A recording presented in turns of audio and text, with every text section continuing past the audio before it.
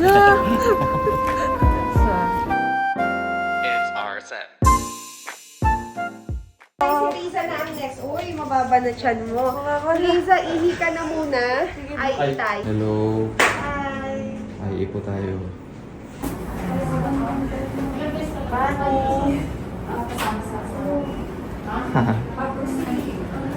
Relax na po. We're almost there. Alright. Just relax. Para ma-prime yung cervix mo. Kaya mo yan. Okay. Relax Keep your legs lang. open. Keep your legs open.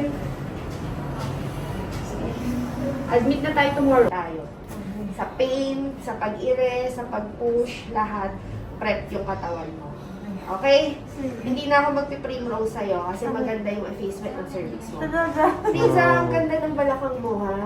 Huwag ka magpapatalo sa pain. Baka mamaya doon tayo sa pain madali. Okay? Masakit talaga.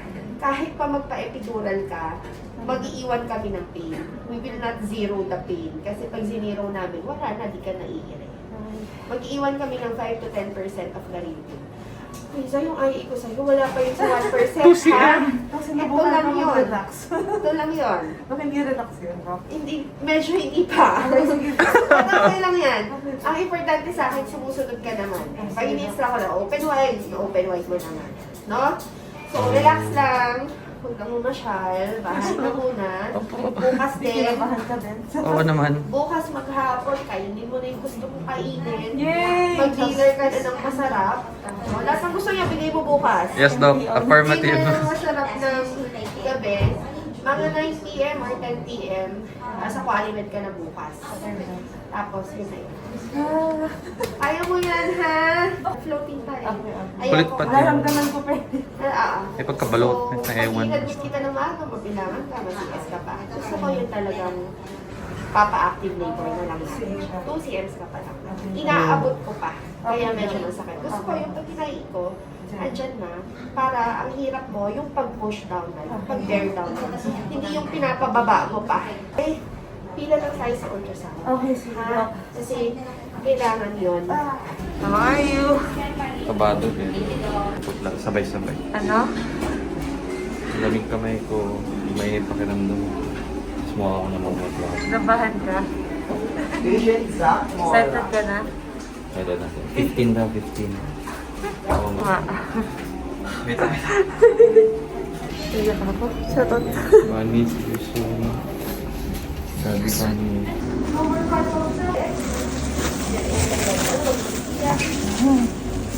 10 p.m. bukas na sa Qualimed. 10 p.m. na daw, hindi 9. Dinner mo lang ng masarap bukas. No? Huwag mo na yung buffet, ha? Oo, naman, Huwag mo yung samgyupsal, huwag ng ganun, ha? Yes, Doc. Basta yung faves mo. Okay. Bibigyan na kita ng doctor's orders.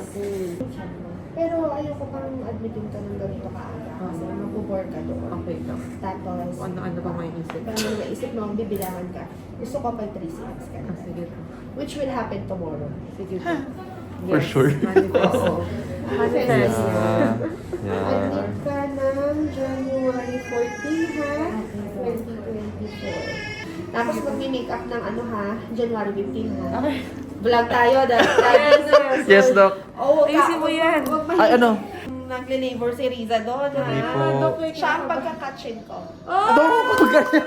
Mag-assist natin. Teka, Sige, parang Doc. kinakabahan ako. Uy, umayos ka. Sinabi ko na nga kay Sharvin, Ay, ayusin hindi ako mo. papasok, pre. Pasok ka! Okay po. Pasok ka kasi iba yung nandyan yung asawa. Oo Iba nga. yung pag-encourage ng asawa. Sige, Tapos Doc, yung noted. paglabas ng baby, ako yung hahata. Tapos sa'yo ko ibibigay. Talaga ba? Okay, sige po. Yes. Okay. Okay? Oo. Di ba siya yung mag-ano? Baka manginginig ako, teka. Lahat. Sige, involve ka namin. Oh my God, thank you, Doc. Kasi doctor din naman siya. Ayun nga. Pero pagkabado Doc. ka, you have to Yes. let me know, ha? Yes, Kasi Doc. there are times na may nahihimatay talagang Sige, Doc. lahat. Sige, Riza, good luck, ha? Magdasal sa Sunday. Magdasal bukas. No? Yes, Doc. Tapos, Monday, labas na natin. Okay? Oh. Huwag nang maglakad-lakad masyado. Okay, Doc. Patagtag. I need your energy for Monday. Sige, Doc. Okay? Thank you. Ito na yung bibigay mo sa Qualimed. Baby girl, boy. Girl. Baby girl. Ma'am Chay. Pwede na ang damit ng baby girl. Sterile yung damit. So, yun lang ang pwede yung gamitin. Okay po. Malapit ka ng graduate. Nag-graduate ka na sa Monday. Huhu.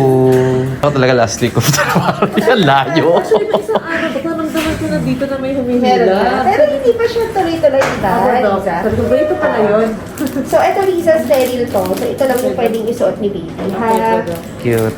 Yan. Yan. Shinen. Okay? Tapos ito na, hiniwalay ko na yung envelope na dadalhin mo doon. Okay po, Dok. Andito na lahat yan. Okay. Okay? Good luck. Thank you. Pray tayo. Normal dali. Huwag mo ko bibigyan. Normal. Normal. Hindi ka nang magaling. Oh, Dok. Okay, kaya yan. Kaya mo yan. Okay, sige. Yung mga hemorrhoids, wala namang problema nito. Pwede magka-hemorrhoids talaga, but don't worry, it will swell down din naman. No? Iko-coach kita, ika-guide kita, breathing and pagpo-push, tuturo ko lahat yan. Okay? Okay. Thank you, Doc. Bye-bye. Hi, Williams. Ako How are you? Bata excited. Yay! Kakatch ka? Sabi. Catch mo yung baby mo? Sabi. Baby natin. Ako daw magkakatch. Kinakabahan ako legit. Baka kung ano mangyari. Galing mo kaya. Di ba Alam mo, mag-uubi hindi. ka dapat? Hindi ko alam talaga kasi parang lahat ng dineliver ko parang wala masyadong thought behind it. O, di ngayon. Thoughtful, mindful na. Kumbaga lahat ng dineliver ko. Mami, akap po sa Di baby. ganun lang din. Ayun, Mami, akap po sa akap- baby. Akap ako, Char. Ayun. Ayun guys, so we just had our prenatal check-up. Probably our last. Kasi nag-IE kanina, our internal examination, we just found out that it's already 2 centimeters dilated. And I've been feeling it, Char. Kasi this past few days, this last week nga pala, meron talagang pressure heaviness doon sa vulvar side, doon sa perineal area. And then nararamdaman ko na yung contractions, talaga may tightening na. So, yun na pala. Yun. So, 2 cm. I wonder kailan yung nag 1 cm. Actually, nag-aantay na lang ako ng mga bloody show or any rupture dun sa hospital kahapon. Pero hindi naman siya nangyari. So, at least nakauwi naman kami ng Quezon City para umabot pa. And hopefully, tomorrow, everything will go with the plan na 10 p.m. ma-admit. Tapos, 15, doon na tayo iire-ire. Currently 5 p.m. on a Saturday. We're on the way pa uwi sa bahay nila para i-drop yung things. Papahinga lang dapat siya. We were Yes. supposed to go sa SM today. Actually, gusto pa namin kumain ng steak. At maglakad-lakad sa mall para nga matulungan yung pagdagdag. Hindi na pala kailangan. Hindi na pala kailangan Natagtag na siya patagtag. enough, guys. Oo. So, ayun, I was actually planning to buy some dates, mga ganyan, to help with the cervical ripening and dilatation. Hindi na Pero kailangan. hindi na kailangan.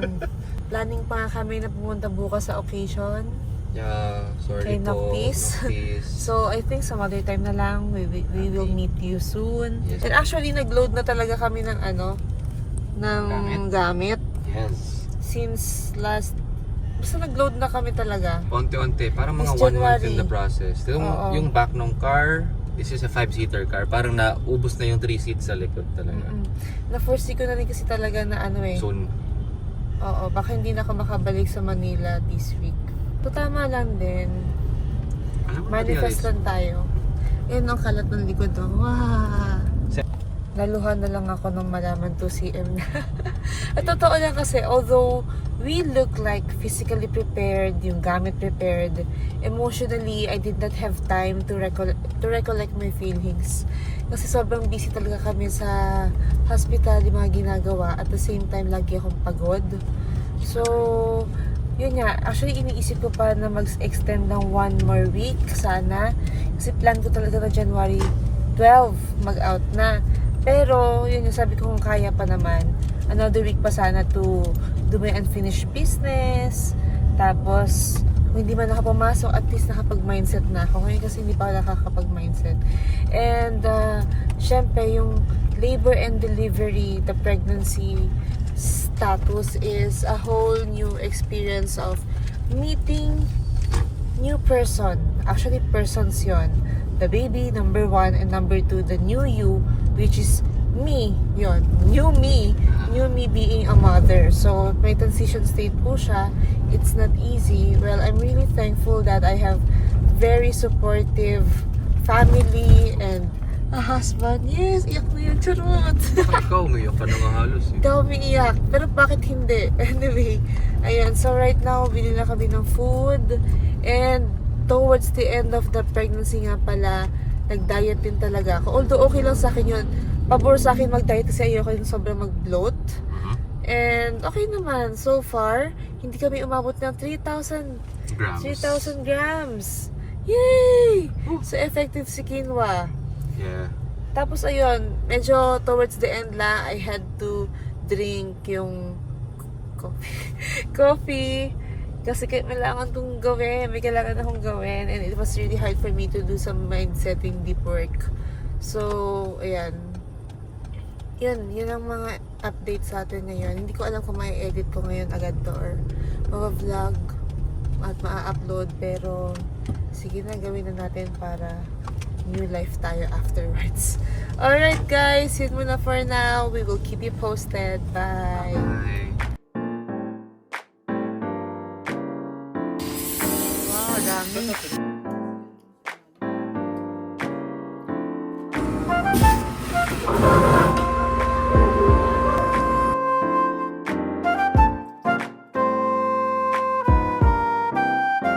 It's RSM.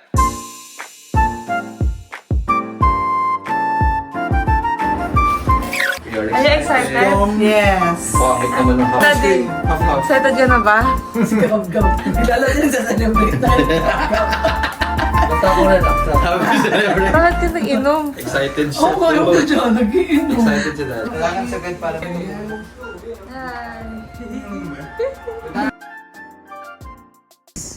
Bagay na bagay ko sa toddler stage.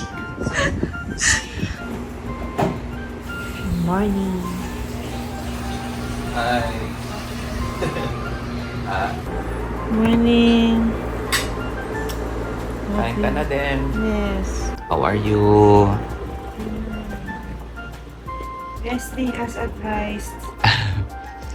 We're resting. Para later power overwhelming. Yes. Ayun. Mamaya pa yun. Makaros na. Right now it's on 2 p.m. Wala pa rin naman akong regular painful contractions. Kaya pa naman. Though meron ng brownish stain sa Andes, normal pa naman daw. I mean, expected naman. Tsaka controlled pa naman tayo. Okay, kain muna tayo. Kain.